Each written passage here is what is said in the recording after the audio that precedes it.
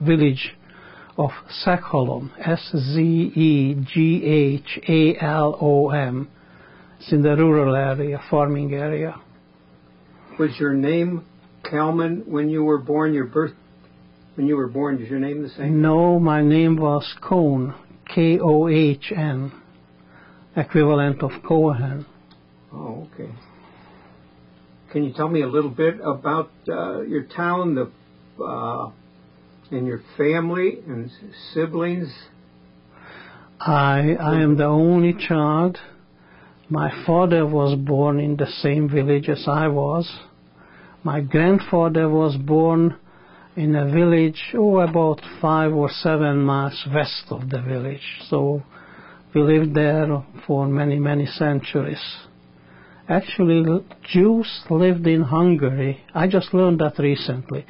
The Jews lived in Hungary way before Hungary became Hungary, in the Roman time. Oh, that's interesting. Yeah, I found it interesting. They are finding now Bar Kokhba coins with buried soldiers there, and they're also finding grave markers, Jewish grave markers from that period.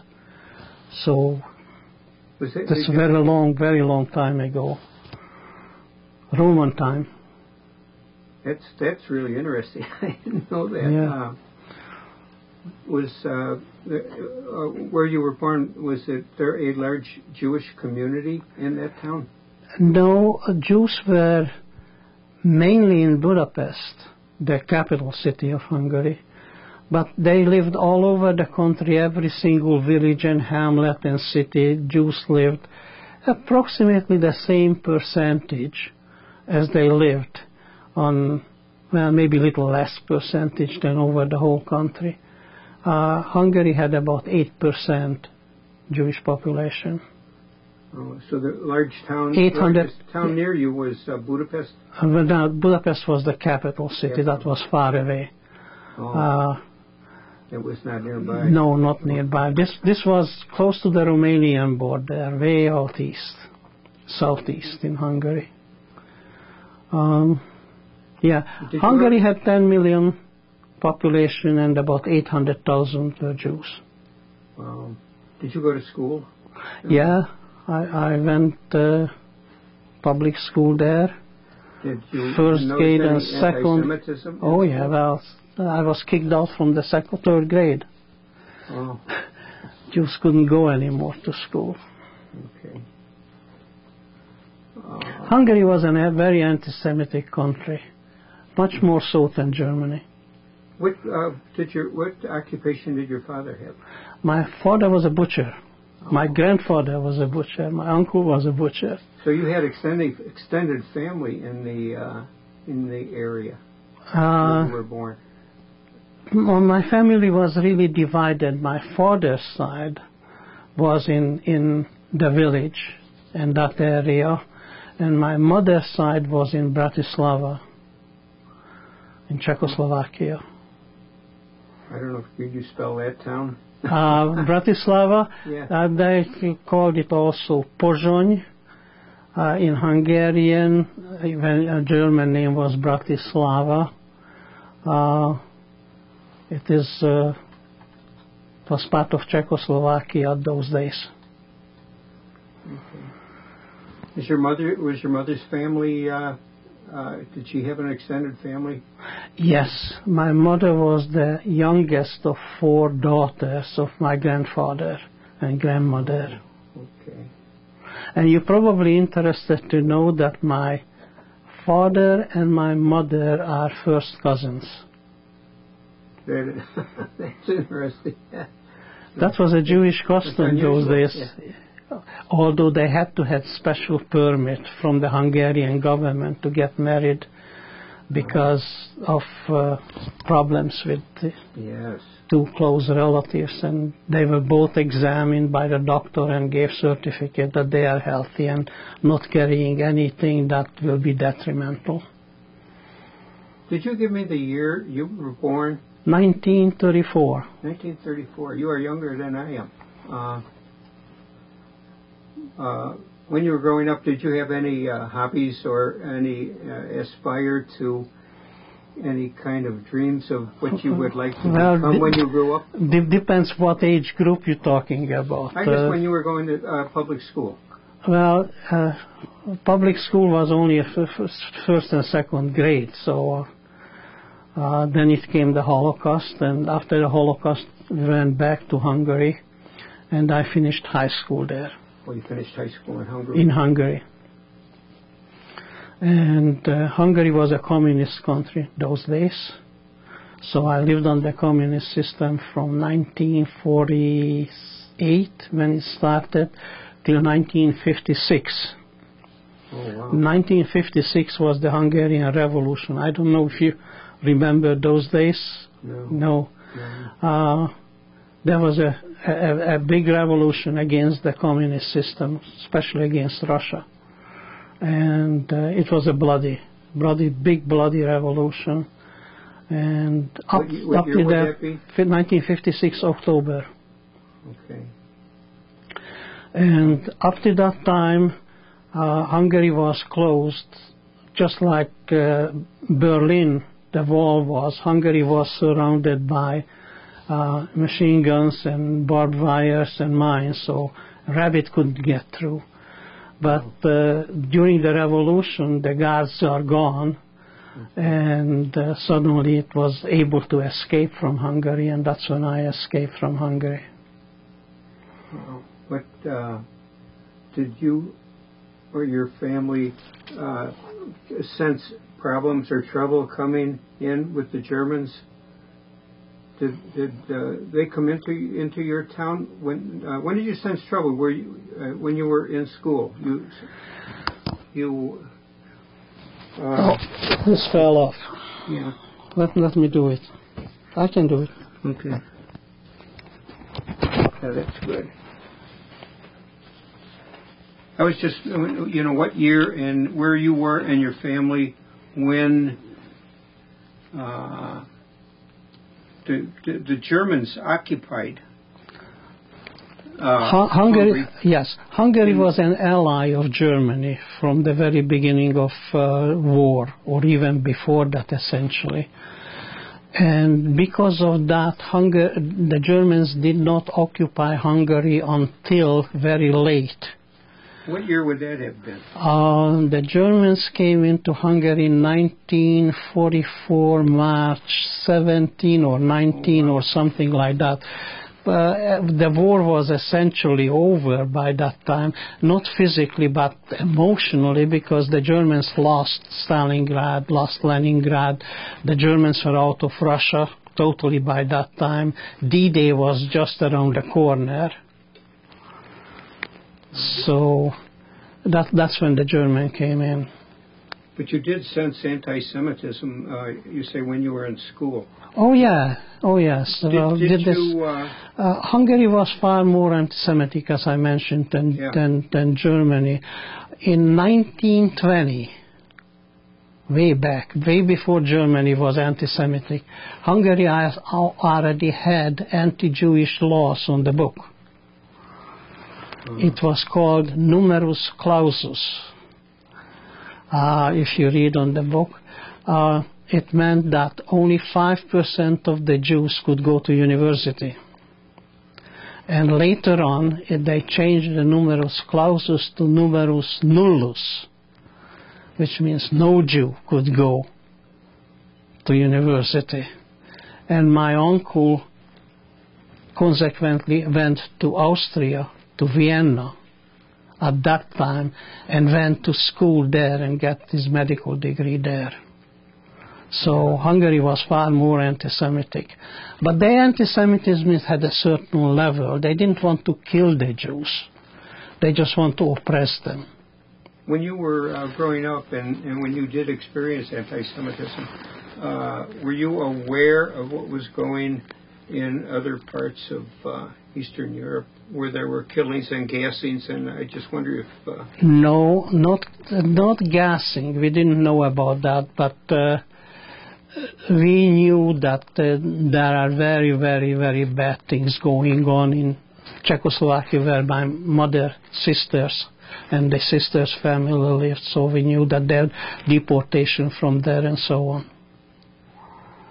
You know where they were deported to Poland. Deported to Poland. Yeah. Yeah.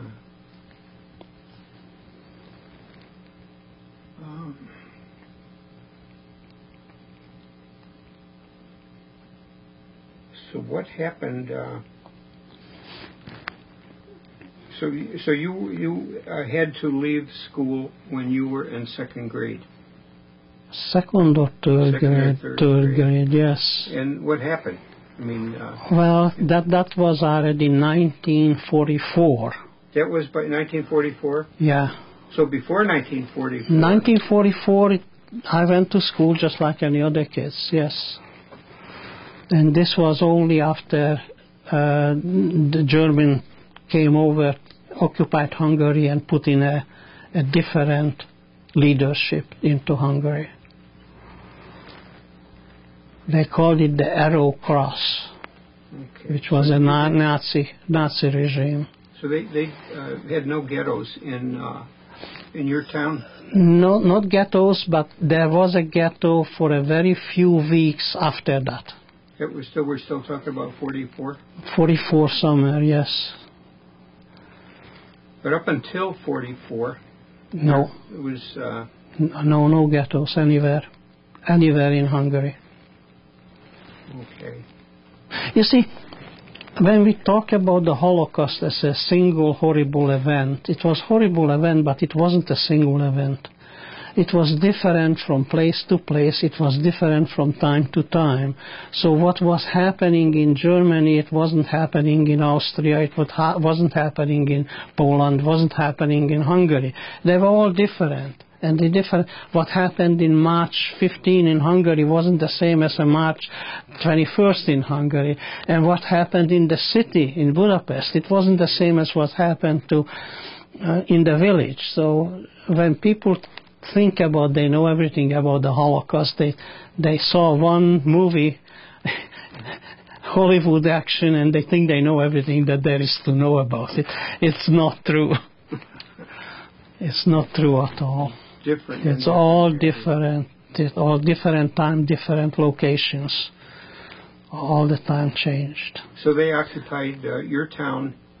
Occupied the whole Hungary. All of Hungary. All of Hungary. In 44. 1944, March 17 or 19. So how did something that affect your family, you and your family? Well, that's when the deportation, that's when the real action started. Hungary was anti-Semitic, but they didn't do anything much. Not like happened in Poland. Out of school. They first just took me out of school, then all the Jewish children. And then they designated a sort of ghetto area where everybody had to leave their home. It went step by step. First, you couldn't have a car, you couldn't have a bicycle, you couldn't have a radio. You have to be confiscated, everything step by step, step by step. It happened pretty fast, one after the other. Civil rights was abolished for Jews. Had to wear the star, yellow star. Did you wear that star? Oh yeah. Growing up? Oh yes. And not growing up, Not because growing up, but that period of time from 1944 March on, and after it was the ghetto in the village, and from the ghetto we was deported to a collection camp. That's another issue that people don't know about it when they talk about. Sure, I can. I talk to children about it all the time. I go to schools and talk to the children about it. I was just talking to the Phoenix Boy Squire a couple of weeks ago, and today I called. They invited me for the performance Friday next week. Good. Yeah, I talk to school children. Were you like so many people that didn't talk and didn't say anything for like over 50 years, or almost getting close to False. 60 years. False. False. That is a widely accepted false statement. No kidding. Yes. Ah. So what's the truth? Tell me. The truth is that nobody wanted to listen. Nobody wanted to what? Listen. Nobody wanted to hear it. And that is why people did not speak? Sure. Nobody wanted to listen. Why bother? Is it because they couldn't believe what was happening? Or that's part of the case, yes. I can tell you... Nobody would listen. Nobody would believe. Nobody want to listen. Nobody would believe the terrible things that went on. No, that's right. That is amazing. So what happened to your family when? So did you live in a? Let me go back to the thing that I wanted to say. Oh, yeah. We went to a collection camp. People, when they say concentration camp, everybody thinks about Auschwitz, right? That's the only thing. Yes. Yeah, but there were other concentration camps. People don't know about it. I think there were hundreds. 1,600. 1,600? Oh, my God. No, I didn't know that for many years. I learned that when I visited the Holocaust Museum in Washington, D.C. I knew that there were many, many, many, but I didn't know how many. So the exact count is over 1,000. Yes. That's so incredible that they could build them so quickly. When did they start building them? Must have been in the 40s. Right? It didn't have to be built. Well, some of them were built. Like some of them were built, yes, but the majority was not built. It just happened. Did they call the camps? Were they like ghettos? No, camps? There were camps. There were camps. So there were different kind of concentration camps. People don't know that either. There were collection camps. That was where the first place where we were sent to. And then the distribution camp where sorted the people out who goes where. And then finally what we called lager. We called it lager. We didn't call it concentration camp. We used the German name. Camps were called killing camps or death camps. Death camps, extermination camps. Yeah. Auschwitz was one of those. But many of them were labor camps, agricultural labor, industrial labor. They were broken down in different categories. Oh, yes. But people who believe that they know everything about the Holocaust don't know that. Oh, I'm sure. So we were sent to a labor camp farming community in Austria. When you say we, is that... My mother, my grandfather, and me together. Who else in the family was... Nobody was in the family. My father was in a military group that didn't have any guns, so they had a forced military labor. And so was my uncles, my two uncles also. How about your mother's family? Where were they? My mother's family was in Bratislava, in Czechoslovakia.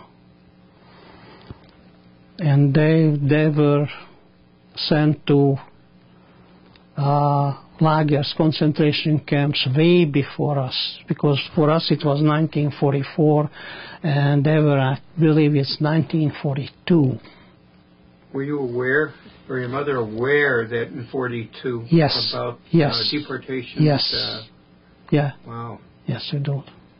So it was not until 1944 that you were deported. That is correct. Right. And so my mother, my grandfather, and another number of people from the same village, 35 of us all together, were in Austria in a labor camp. So you were sent from your town to Austria. Well, several stops. All of you, though. Not all of What happened us. to your mother? My mother, my grandfather, and me, we were together all the way through. So what became of your mother? But you were all in the same labor camp? We are all in the same labor camp. We were only 35 people in that camp. It was a very small camp. Many of these camps were very small camps. We didn't have a barbed wire. We didn't have guards. Oh, they did not have guards? You see, people don't know that either. Yes, that's right. Well, food was very short even for the local people. During the war, everything was rationed, everything was taken, It was hard to come by, but we got food, yeah. But there were many other Jewish people in your town. Yes. And they were all deported to different places? Yeah, some of them Auschwitz, some of them all different places, yeah. Did you have any idea when you were being deported where you were going? No. They did not tell you anything? Until we ran there. But you must have heard, I assume you heard bad things about anyone being sent to Auschwitz. No. No? Didn't know that Auschwitz was... We knew that there are really bad things happening, but we didn't know the name even of Auschwitz. Okay. So how long... Lublin. Now I remember that Lublin was the place where my mother's older sisters and family was sent. What that was? Lublin. That's the name of the town? That's the name of Poland, yeah. I believe it's Poland, yeah. So what happened and how long were you in that camp? 10 months. So that was getting close to the end of 44?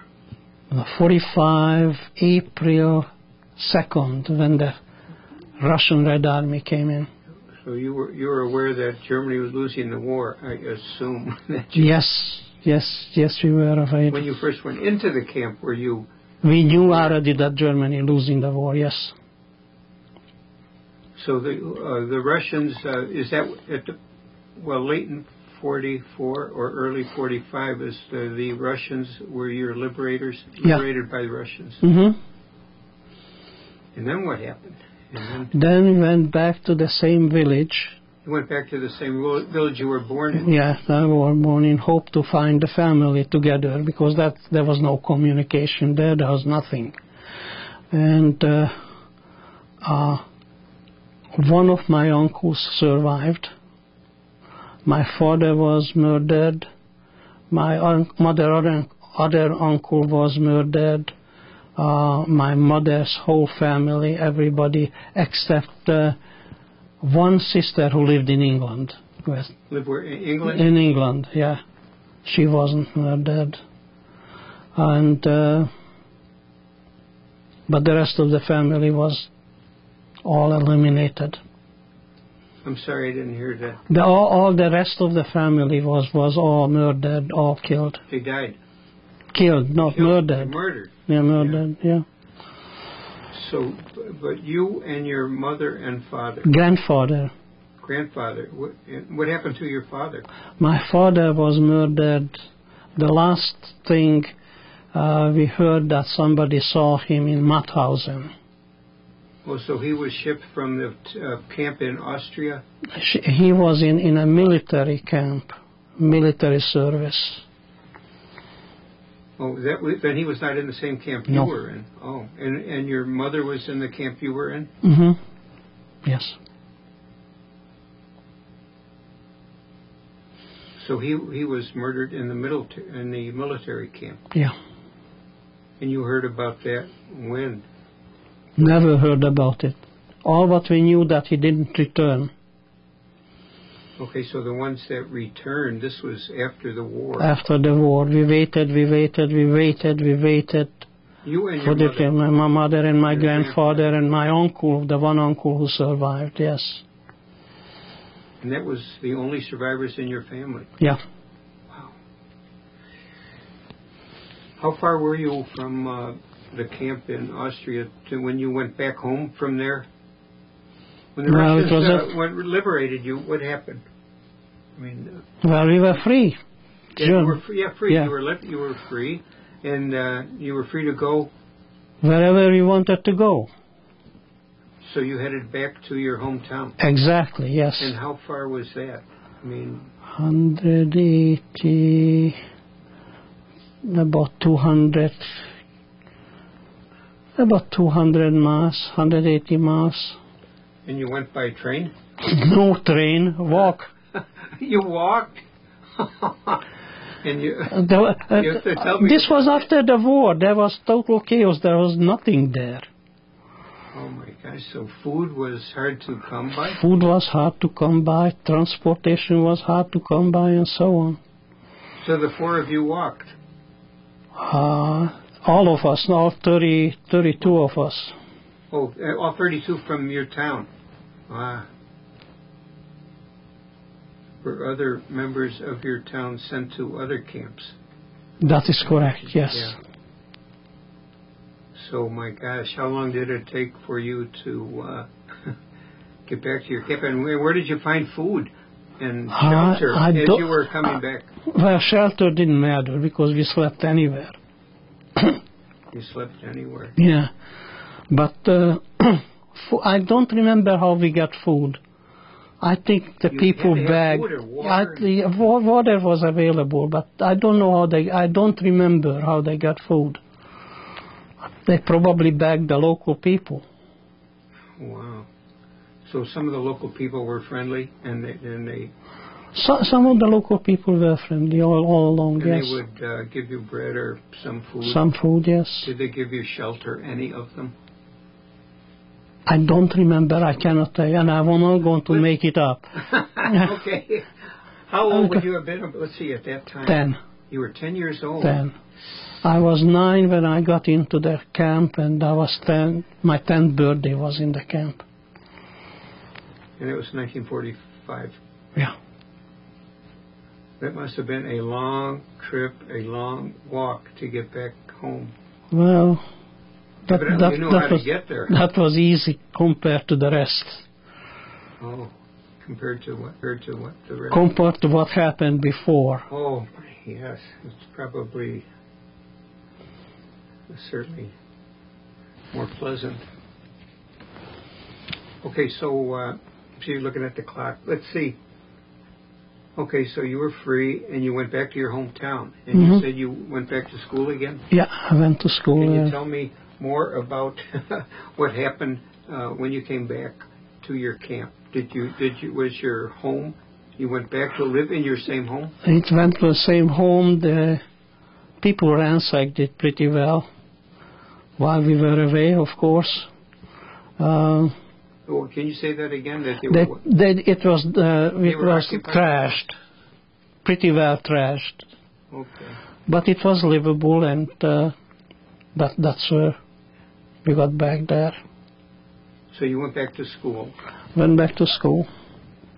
And after the Hungarian Revolution in 1956, You were there in 1956? Yes, I was there, yeah. Okay. And I escaped, went to Canada, lived in Montreal. What about your mother and uncle and... My uncle died by that time. My mother and my stepfather remained in Hungary. So you were by yourself? You went by yourself? Yeah. I had a stepsister who came also with me, but she decided to go to Israel. Did you have the opportunity to go to Israel if Yes. you wanted to? Yeah, I didn't want to. I wonder why you did not want to. I should think Israel. Yeah, because I knew some people whom I really hated who were living in Israel. They did not? Yeah. So I went to Montreal, eventually learned English, finished college there, worked there, and in 1968 I came to the U.S. You didn't have family there? No, I didn't have anybody. You were all alone? Mm-hmm. While you were going to school there? Mm-hmm. Montreal? Montreal. Well, and then what happened? And then I get a job. You finished school and you worked? I worked in Ottawa, Canada. What kind of work did you do? I was working for Bell Labs, Northern Bell Labs in Ottawa. How long did you work there? I worked there for 2 years or so, and then I went to Montreal. I worked there for RCA Victor. You remember a company used to be called RCA Victor? Oh, yes. Oh. His Master's Voice. Is that where that company started? No, it started in New Jersey, I believe. Oh, but is that company still in business? No. When did they go out of business? Long ago? Long ago. I do remember when they had, for the logo, they had a dog by a loudspeaker. Yeah, and it said it's His Master's Voice. Yes. That was nice. And in 1968, I got married, and then in 1968 we moved Where did you meet your wife? In Ottawa. In Ottawa? Uh-huh. Canada? Yeah. Is that where she was born? No, she's from England. She's from England? Yeah. Oh. Okay, so tell me more. So after you got married... Moved to the United States. You moved to the United States, and what year would that be? 1968. And you have any children at that time? No, both my children were born in the U.S. Okay. In U.S.? Mm-hmm. Okay. Can you tell me about... My daughter was born in Baltimore. Okay. On John Hopkins Hospital. And my son was born in Minneapolis. Is he still there? No, they both live in Colorado Springs. Oh, I'm sorry, say that again? They both live in Colorado Springs. Oh, okay.